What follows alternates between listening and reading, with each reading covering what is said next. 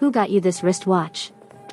The jealous Korean mafia boss loses control over his black secretary.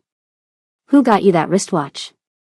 Hyun-woo asked, his voice silk over steel as he stepped closer to where I stood beneath the gallery lights, his eyes fixed on my wrist like it had personally betrayed him.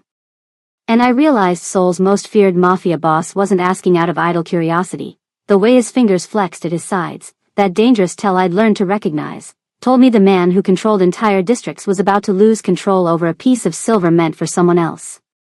And there you have it, loves, another forbidden romance that began with jealousy and ended with a man willing to burn the world down for the woman he couldn't afford to want. If you're obsessed with powerful men unraveling, secretaries who refuse to be owned, and love stories as dangerous as they are inevitable, you're exactly where you need to be. Hit that subscribe button because we've got more tension-filled romances heading your way, mafia bosses, forbidden desire, all the emotional chaos you crave.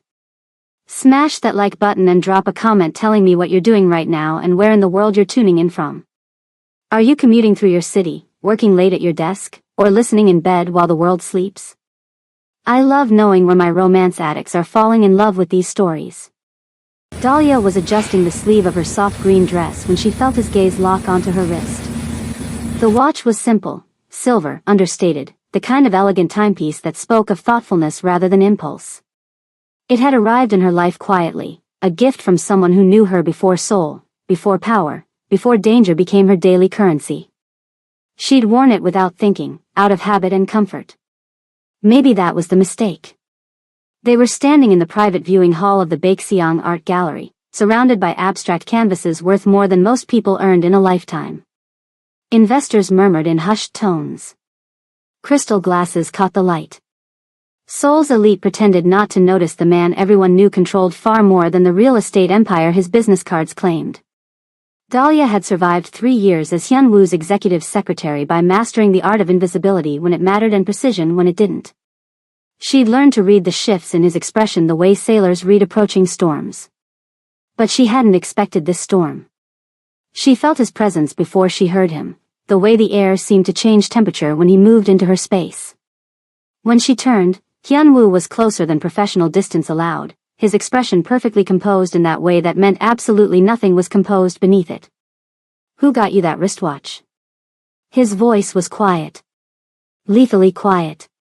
Dahlia blinked, following his gaze to her wrist. A strange chill crawled up her spine, not fear exactly, but recognition.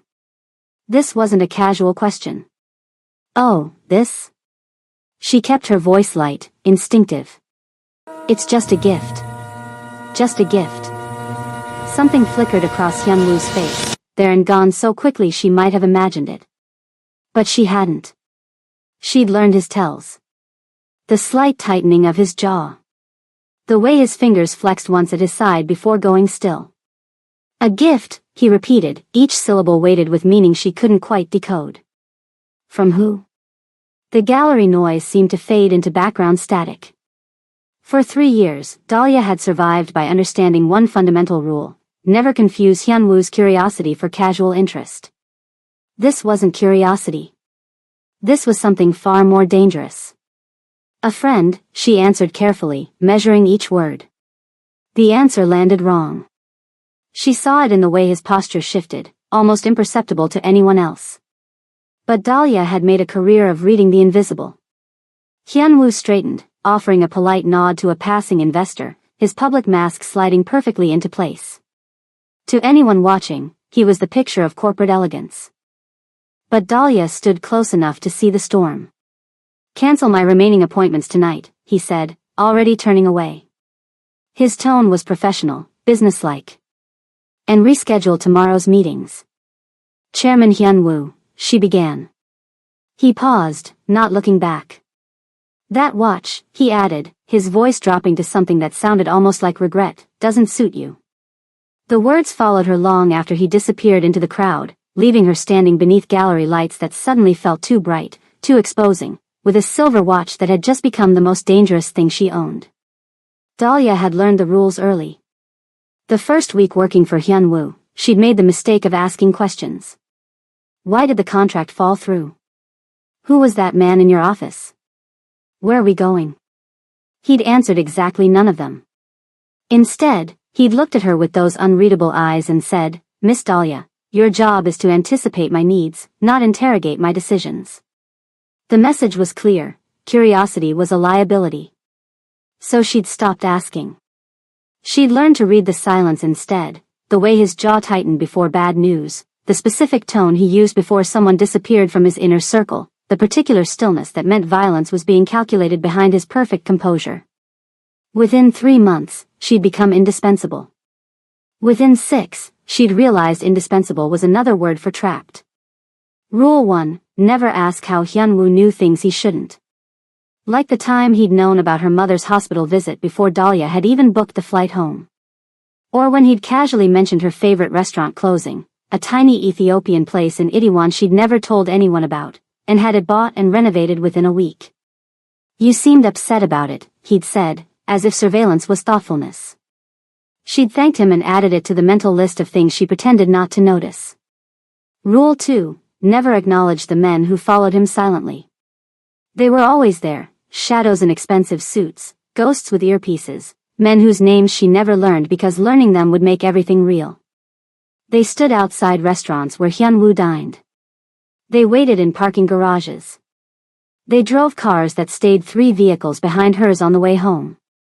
Protection, probably. Threat, definitely.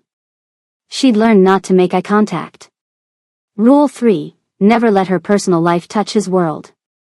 This was the hardest rule. The most important one. Because Seoul's elite world didn't quite know what to make of Dahlia Williams. She was American, acceptable. Educated, impressive. But black, in rooms full of old money and older prejudices, in a city that still treated foreignness like a curiosity rather than a credential. She'd felt the stares during her first corporate dinner. The way conversations paused when she entered. The subtle surprise when she spoke fluent Korean with a Seoul accent she'd perfected through sheer determination. Hyunwoo had noticed. "They're intimidated," he'd said later, in the car. "They're racist," she'd corrected. He'd smiled, rare, dangerous. "That too. But mostly intimidated. You make them feel provincial." It was the closest he'd ever come to a compliment. After that, something shifted. Investors who'd dismissed her started listening. Business partners learned to go through her for access to Hyunwoo. She became the gatekeeper to Seoul's most dangerous man, and the role gave her a peculiar kind of power. But it also made her visible in ways that felt unsafe. So she'd built walls. Professional distance. Emotional armor. A life carved out in the spaces between Hyunwoo's world and her own survival. And then Ade had texted, coming to Seoul for a week. "Miss your face." Ade, who'd known her at university in London. Who'd held her through homesickness and heartbreak. Who'd taught her that friendship could be family when blood relatives were an ocean away. Ade, who saw her as Dahlia, not the secretary, not the foreigner, not the careful construct she'd built to survive. The watch had been waiting at her apartment when she'd returned from work last week. Simple silver, engraved on the back, for the woman who's always on time, even when the world isn't. She'd cried. Actually cried. Because someone had seen her, really seen her, without needing anything in return. She'd worn it without thinking. Now, standing in her apartment as midnight crept toward morning, Dahlia turned the watch over in her hands. The gallery lights felt like a lifetime ago, but Hyunwoo's voice was still there. "That watch doesn't suit you." Her phone buzzed. "Unknown number. Rule 3 exists for a reason, Miss Dahlia." Her blood went cold. The watch had already changed everything. And Hyunwoo was watching. Monday arrived like winter. Hyunwoo didn't greet her when she entered his office at 7:45 a.m., 15 minutes early as always. He was already at his desk, reviewing contracts, his posture immaculate. The morning light cut sharp angles across his face. She set down his coffee, black, no sugar, precisely 82 degrees Celsius, in the exact spot he preferred. He didn't look up. "Good morning, Chairman Hyunwoo," she said, her voice professionally neutral. Silence. She waited 5 seconds. 10. 20. Then she turned and walked back to her desk, feeling the cold follow her like a ghost. By noon, Dahlia had executed 17 tasks flawlessly. Rescheduled the ministry meeting. Confirmed the Gangnam site inspection. Drafted 3 contract amendments in Korean and English. Ordered lunch from the restaurant he preferred on Mondays. Every instruction had come through messages. 9:23 a.m., Hyunwoo, reschedule the infrastructure meeting to Thursday. 3 p.m. 10:47 a.m., Hyunwoo, I need the Singapore files. My desk. Now. 11:52 a.m., Hyunwoo, cancel my lunch appointment. Not a single spoken word. She told herself it was professional. That she'd done something to warrant distance. That this was just another test in the elaborate game of survival she'd been playing for 3 years. But her hands shook when she typed responses. By 1 p.m., the unease had settled deep in her chest, not professional anxiety, but something far more destabilizing. Emotional distress. She hated that she recognized it. Hated more that it came from his silence. The office felt colder with every passing hour, as if Hyunwoo had somehow drained the warmth from the space simply by refusing to acknowledge her existence beyond transactional necessity. At exactly 2:17 p.m., his office door opened. Dahlia looked up from her computer, her spine automatically straightening. Hyunwoo stood in the doorway, perfectly composed in charcoal Tom Ford. But something was wrong with his eyes, too dark, too focused, burning with something that looked like barely contained chaos. He walked to her desk with measured steps. You had plans yesterday, he said. Not a question. Dahlia's breath caught. Yes. With the man who gave you the watch. Her spine stiffened. That's my private life. The words came out stronger than she felt. Hyunwoo's eyes darkened, a storm breaking. There is no private life when you work for me. The admission hung between them like shattered glass. Too honest. Too close to the truth he'd never allowed himself to speak. You were watching me, Dahlia accused quietly, her voice steady despite her racing heart. I protect what belongs to me, he replied.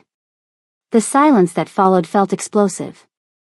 Dahlia stood slowly, meeting his gaze even though everything in her wanted to look away. I don't belong to you. Something dangerous flickered across Hyunwoo's face, a crack in the perfect control, a glimpse of the man beneath the empire. Then why, he asked, stepping closer until she could smell his cologne, cedar and something darker, does the thought of another man touching you make me want to tear this city apart? She sucked in a breath. The confession wasn't romantic. It was obsession wrapped in expensive tailoring. That's not my problem, she said. He froze. For the first time since she'd known him, Hyunwoo looked genuinely unbalanced, like the ground beneath his perfectly polished shoes had shifted. Who is he? He demanded, and there was something raw in his voice now, something bleeding. Ade, she said. My friend. A friend who buys you jewelry. A friend who knows me, she shot back. Who knew me before you? The word struck deeper than she'd intended. She watched something die in his expression, or maybe break loose. Hyunwoo stepped back as if she'd physically pushed him. Get out, he said suddenly, his voice rough. Take the rest of the day. Chairman. Now, Miss Dahlia. She grabbed her bag with trembling hands, refusing to let him see how badly he'd shaken her. But as she walked toward the door, she heard it, the sound of something heavy hitting his desk. She didn't look back. Couldn't. Because if she did, she might see the blood on his hands from the crystal paperweight he'd crushed without even noticing the pain. The rumors started before Dahlia even arrived Tuesday morning. She heard them in the elevator, 2 junior analysts whispering in Korean, assuming she wouldn't understand. Did you see her? With Chairman Hyunwoo last night? At Jaeon. The private room. She's beautiful. Like, terrifyingly beautiful. Do you think? The doors opened. Silence dropped like a curtain. Dahlia stepped out, her heels clicking against marble, her expression betraying nothing. But the whispers followed her down the hallway like smoke. A woman. With Hyunwoo. Last night. She told herself it didn't matter. That his personal life was separate from hers, the same separation she demanded he respect. But her hands were cold when she reached her desk. And that's when she saw her. The woman sat in Dahlia's chair with the kind of posture that suggested she'd never questioned her right to occupy space. Mid-20s, flawless in cream Chanel, her dark hair styled in a way that probably required a team. She had the kind of beauty that came with generational wealth, refined, untouchable, soul royalty by blood. She was reviewing documents on Dahlia's computer. Using Dahlia's desk. Existing in Dahlia's space like she'd always been there. Dahlia stopped 3 feet away, her mind struggling to process the image. The woman looked up, her smile polite and devastating. "Oh, you must be Dahlia," she said in flawless English, her voice warm honey over ice. "I'm Mi-suk. I'll be using this desk." A pause, perfectly timed. Chairman Hyunwoo prefers it this way. The words landed like a physical blow. Dahlia's mouth opened. Closed. No sound came out. "Your things have been moved," Mi-suk continued, gesturing vaguely toward the hallway. "Temporary office. 3rd door on the left. HR should have sent you an email." She turned back to the computer, dismissing Dahlia with the ease of someone who'd never had to fight for relevance. Dahlia stood frozen, her professional mask cracking at the edges. Temporary office. Relocated. Replaced. She wanted to demand answers. To march into Hyunwoo's office and break every rule she'd carefully constructed. But her legs carried her down the hallway instead, past curious stares and carefully averted eyes, until she found the 3rd door on the left. The temporary office was small. Windowless. A glorified closet with a desk and a chair and the distinct feeling of exile. Her belongings were stacked in boxes, 3 years of careful organization reduced to cardboard containers. Dahlia closed the door and leaned against it, her breathing shallow. The message was clear. Invisible. Dispensable. Erased. She checked her phone with shaking hands. No email from HR. No explanation from Hyunwoo. Nothing but the text from yesterday's unknown number still glowing on her screen. Rule 3 exists for a reason, Miss Dahlia. By the 3rd day, she could barely breathe. She executed tasks from her exile. Responded to messages. Maintained the facade of professionalism even as something fundamental inside her fractured. Mi-suk moved through the office like she owned it, graceful, confident, perfectly integrated into Hyunwoo's world in ways Dahlia had spent 3 years achieving. And Hyunwoo? He didn't explain. Didn't acknowledge. Didn't even look at Dahlia when she delivered documents to his office, setting them on his desk while Mi-suk sat in the corner reviewing contracts, her presence a silent declaration. On Thursday afternoon, Dahlia watched through her closet office's glass panel as Hyunwoo and Mi-suk left together for a meeting. His hand hovered near the small of her back, not quite touching, but the intention clear. Protective. Possessive. The same gesture he'd never allowed himself with Dahlia. That's when she understood. This wasn't restructuring. This wasn't professional adjustment. This was punishment. Deliberate, calculated, designed to make her feel exactly what he'd felt when he saw that watch on her wrist. Replaced. Erased. Watching someone else occupy the space that was supposed to be yours. Hyunwoo wasn't just controlling the office. He was controlling her worth. And it was working. That night, Dahlia sat in her apartment staring at the silver watch, realizing with terrible clarity, Seoul's most dangerous man hadn't lost control. He'd weaponized it. The Han River at night was a different Seoul. Softer. Quieter. The city lights reflected on black water like scattered diamonds, blurring the hard edges of the skyline into something almost gentle. Dahlia found Ade waiting at their usual spot, a bench near Banpo Bridge where tourists rarely wandered and the sound of water masked conversation. He stood when he saw her, his face breaking into a smile that dimmed the moment he registered her expression.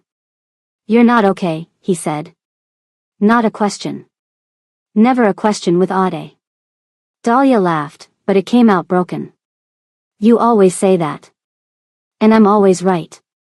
He pulled her into a hug without asking permission, the way he'd done 100 times before, in London dorm rooms, at airport arrivals, during the terrible month after her father died. His embrace smelled like cedar soap and home, uncomplicated by danger or surveillance or silent punishments. She let herself breathe. They sat on the bench, the river stretching before them like a dark mirror. Across the water, the Gangnam skyline glittered, wealth and power stacked in glass towers. Somewhere in that forest of steel, Hyun-woo was probably awake, calculating, controlling things she couldn't see. "Tell me," Ade said quietly. Dahlia stared at the water. "It's complicated. It always is with you." His tone was gentle, teasing. "Remember when you thought Korean grammar was complicated? You mastered it in 6 months. Remember when navigating London as an American was complicated? You made it look easy. This is different." "How?" She didn't know how to explain it. How do you tell someone that you're being psychologically dismantled by a man who's never raised his voice? That exile feels like suffocation when it comes wrapped in expensive silence. "Work," she said finally. "It's just work." Ade studied her profile, his dark eyes reading what she wouldn't say. He'd always been like this, emotionally intelligent in ways that felt like superpowers. Where Hyun-woo demanded control, Ade offered understanding. Where Hyun-woo watched and catalogued, Ade simply saw. "The watch," he said. "Did I get you in trouble?" Dahlia's throat tightened. "No. It's not your fault. But something happened after you wore it." She nodded, not trusting her voice. Ade was quiet for a long moment, watching the river. When he spoke again, his voice had changed, harder, protective. "Your boss. Hyun-woo. He doesn't own you, Dahlia." "I know. Do you?" He turned to face her fully. "Because from where I'm standing, it looks like you're terrified of him." "I'm not terrified. You're shaking." She looked down at her hands. He was right. They were trembling in her lap, visible evidence of the fracture she'd been trying to hide. "He's just..." She struggled for words that wouldn't sound insane. "He's particular about boundaries." "Boundaries?" Ade's jaw tightened. "Dahlia, I've seen you handle impossible situations. I watched you rebuild yourself after loss. You don't shake. You don't break." He reached out, gently turning her face toward him. "What is he doing to you?" The question broke something loose. "He replaced me," she whispered. "Put someone else in my position. In my desk. Like I was, disposable. Because of the watch? Because I'm not supposed to have a life outside of him." The words hung in the night air, too honest, too revealing. Ade's expression darkened with understanding. "That's not professional boundaries. That's possession. It's complicated. It's wrong." His voice was fierce now, protective in ways that felt foreign after days of cold silence. "You deserve better than someone who punishes you for existing outside his control." Dahlia felt tears burn behind her eyes. She'd held them back for 3 days, through exile, through humiliation, through watching Misuk occupy her space like Dahlia had never mattered. "I don't know how to leave," she admitted. "Then I'll help you. You don't understand what he's capable of." Ade was quiet, studying her with an intensity that reminded her why they'd stayed friends across continents and years. He saw through performance to truth. "I saw him, you know," Ade said finally. "At the gallery. I was early, waiting outside. I saw him watching you." He paused. "Dahlia, why does he look at you like he's already lost you?" The question pierced straight through her careful defenses.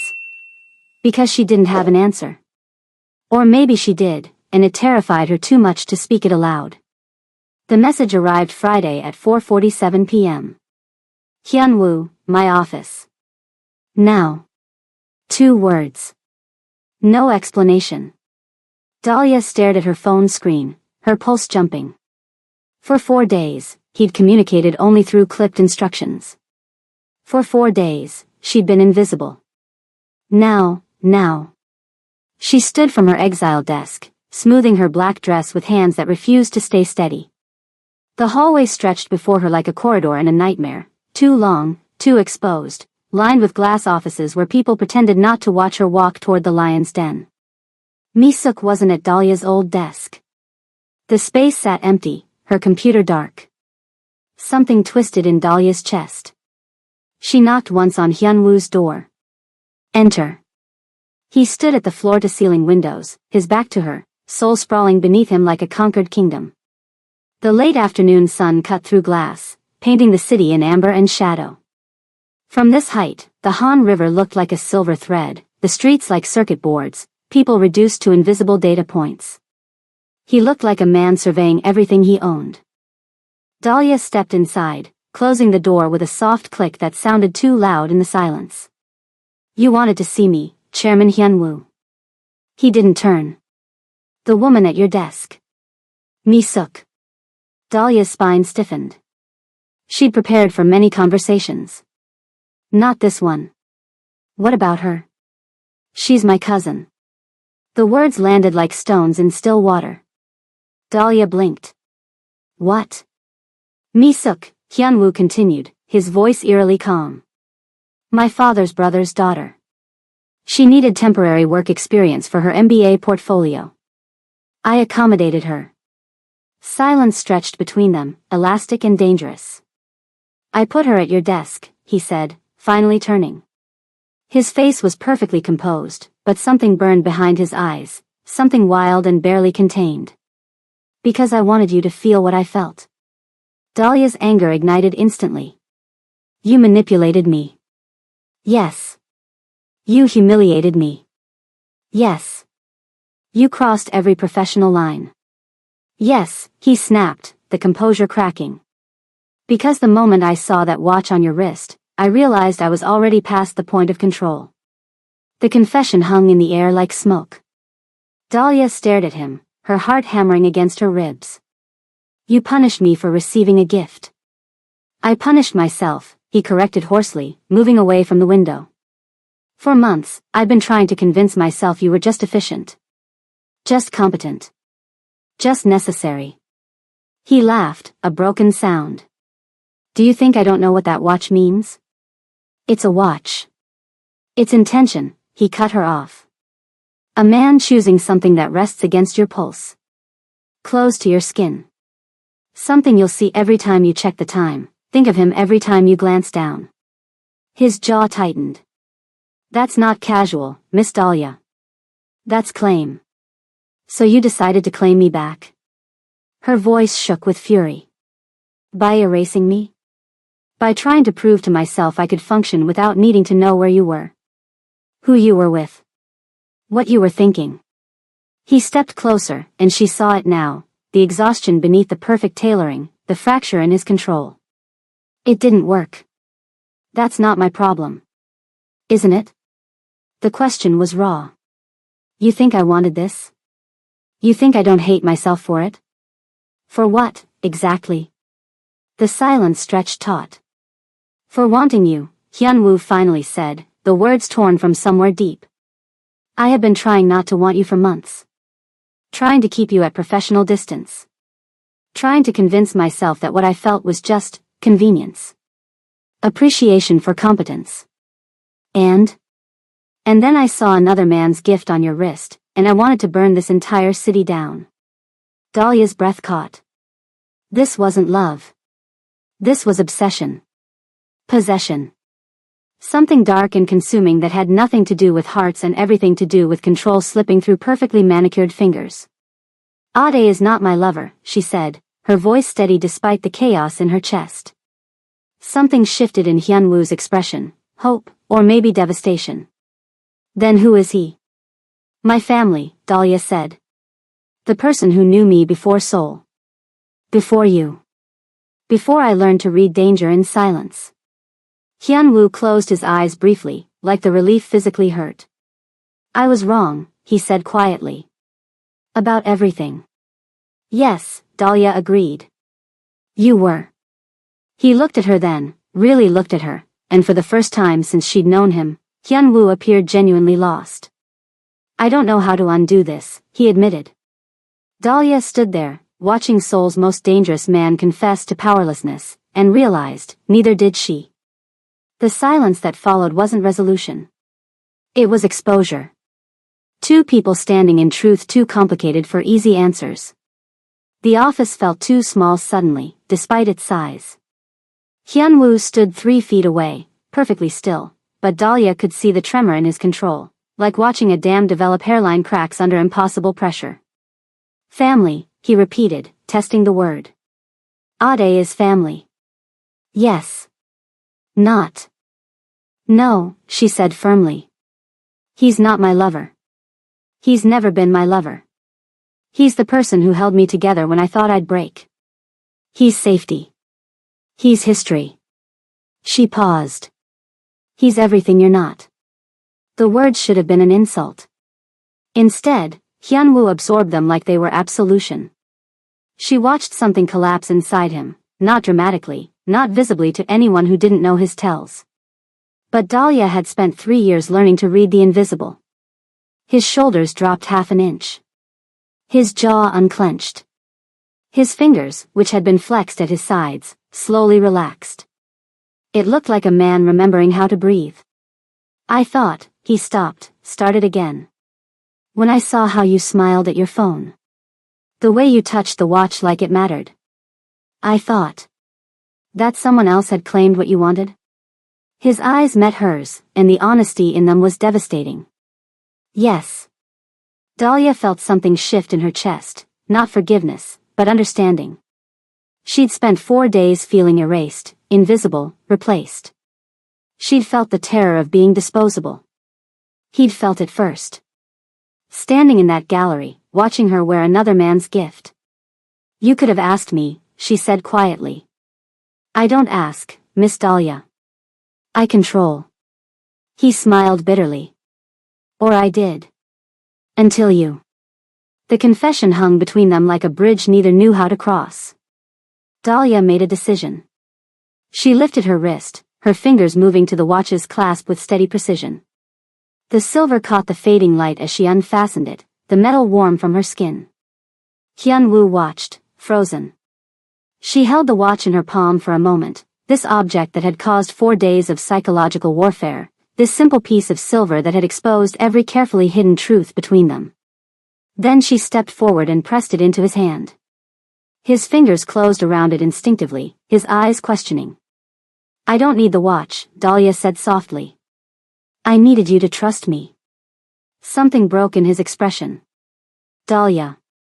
3 years, she interrupted. 3 years of reading your silences. Of anticipating your needs. Of existing in the spaces you allowed me to occupy. Her voice was steady, but her eyes blazed. And you couldn't trust me enough to ask one simple question. I know. You humiliated me instead. I know. You made me feel worthless. I know, he said hoarsely, and there were tears in his voice even if they never reached his eyes. I know, and I will spend however long it takes making it right. He looked down at the watch in his palm, this symbol of his jealousy, then back at her. You're giving this to me?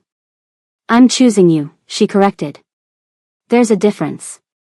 The words rewired something fundamental between them. Because possession was taking. Choice was offering. And Dahlia had just shifted the entire power dynamic with one simple act. Hyunwoo set the watch carefully on his desk, then turned back to her with an expression she'd never seen before, vulnerable, unguarded, terrified. I don't deserve this, he said. No, she agreed. You don't. But I want it anyway. I know. He stepped closer, hesitant in ways he'd never been. May I? She didn't let him finish. Dahlia closed the distance between them and kissed him. Not gentle. Not careful. But honest, months of restraint and 4 days of anguish colliding into something that felt like relief and devastation at once. Hyunwoo froze for half a second, shocked, before his control shattered completely. His hands found her face, her waist, pulling her closer like she might disappear if he didn't hold on. The kiss deepened, desperate, consuming, 3 years of professional distance burning away in seconds. She tasted his surrender. He tasted her choice. When they finally broke apart, both breathing hard, Hyunwoo rested his forehead against hers. This makes you a target, he warned, his voice rough. I know. Seoul will see you differently. Let them. And he swallowed hard. I'll burn the world if anyone touches you. Dahlia smiled softly, dangerously. Then don't lose control again. He laughed, quiet, broken, real. I already have. And for the first time, he didn't regret it. They stayed in his office long after Seoul's skyline lit up like constellations. Hyunwoo sat in the chair across from his desk, not behind it, not wielding the power of position, while Dahlia occupied the leather sofa, her heels discarded on the floor. The space between them felt different now. Charged, but no longer with tension. With truth. You need to understand what this means, Hyunwoo said finally, breaking the comfortable silence. His voice was serious, stripped of the smooth control she'd grown accustomed to. The moment anyone knows you're more than my secretary, you become leverage. Dahlia met his gaze. I've been leverage for 3 years. Every person who wanted access to you tried going through me first. That was professional leverage. This is different. He leaned forward, elbows on his knees. I have enemies, Dahlia. Real ones. Men who would use you to hurt me without hesitation. The men in the shadows, she said quietly. The ones I'm not supposed to acknowledge. His jaw tightened. Yes. And the surveillance? The way you always know where I am? Protection, he confirmed. Though I'll admit the line between protection and possession got blurred. Blurred? She raised an eyebrow. You knew about my mother's hospital visit before I told anyone. I monitor threats to people in my orbit. That's a very polite way of saying you invade privacy. He didn't deny it. My world doesn't allow for blindness. Information is survival. Dahlia studied him, this man who'd built an empire on control and surveillance, who wielded power like other people breathed. She should have been terrified. Should have recognized all the red flags her friends back home would have waved frantically. But she'd seen what lived beneath the empire. She'd watched him bleed over a crystal paperweight. She'd felt him tremble when she kissed him. I'm choosing this, she said clearly. Knowing everything it means. Dahlia. I'm not naive, Hyunwoo. I know what you are. I've known for 3 years. She stood, moving to stand before him. I've watched you make people disappear with phone calls. I've cleaned blood from your office after meetings I wasn't supposed to notice. I know exactly what loving you means. The word landed between them, loving, too big, too soon, too honest. Hyunwoo reached out, his hand wrapping around her wrist where the watch used to rest. I can't promise you safety from my world, he said roughly. But I can promise you protection. Not ownership, protection. There's a difference. Show me the difference. I won't control who you see or speak to. I won't punish you for having a life outside this office. His thumb traced circles on her pulse. But I will have men watching you. I will know if you're in danger. And I will eliminate threats before they touch you. That's still control. That's love in a dangerous world, he corrected. The only kind I know how to offer. Dahlia absorbed this, the brutal honesty of a man who'd never learned softness, who equated love with fortification. Okay, she said. He blinked. Okay. I accept your terms. She smiled slightly. With one condition. Name it. No more replacements. No more psychological warfare. You feel jealous? You use your words. Despite everything, he almost smiled. You're negotiating relationship terms like a contract. I learned from the best. Monday morning, Misuk was gone. Not dramatically, just absent. Her temporary assignment concluded, her desk cleared as if she'd never existed in that space. Dahlia returned to her position outside Hyunwoo's office, and no one questioned it. The office gossip died quietly, replaced by new rumors, new scandals. But something had shifted in the way Hyun-woo looked at her when investors weren't watching. The way his hand would brush hers when passing documents. The way he'd leave his office door cracked open, an invitation that hadn't existed before. Their relationship became a secret written in glances and careful touches. Seoul's elite saw his secretary. He saw everything else. Late one evening, after everyone had gone home, Dahlia stood at his window watching the city breathe. Hyun-woo came up behind her, his arms wrapping around her waist, chin resting on her shoulder. "I need to tell you something," he said quietly. "Tell me." "Control was the only thing keeping me sane," he admitted. "Before you. Knowing where every piece was on the board. Predicting every variable. Managing every outcome." His arms tightened. "And then you walked into my office 3 years ago, and slowly, systematically, you became the one variable I couldn't control." Dahlia turned in his arms, facing him. "Is that why you hired me?" "No," he said. "I hired you because you were brilliant. I kept you because I was already addicted to the chaos you represented." She smiled against his chest. "Chaos. That's romantic. It's honest. And somehow, that was better." The threat came on a Tuesday. Not dramatic. Not cinematic. Just a photograph slipped under Dahlia's apartment door, her and Hyun-woo leaving his office building, his hand at the small of her back, the gesture unmistakably intimate. No note.